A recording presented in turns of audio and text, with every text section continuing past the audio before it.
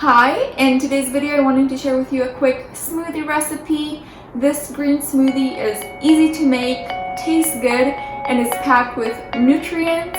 So without further ado, let's get into the recipe.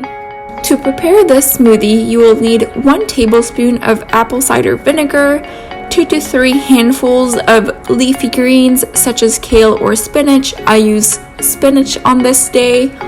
1 tablespoon of spirulina, half a tablespoon of maca powder, 1 tablespoon of flax seeds, a 1/4 inch of ginger that you peeled, 1/8 of an avocado, 4 to 5 lettuce leaves, 2 to 3 inches of cucumber sliced, and 1 to 2 celery sticks.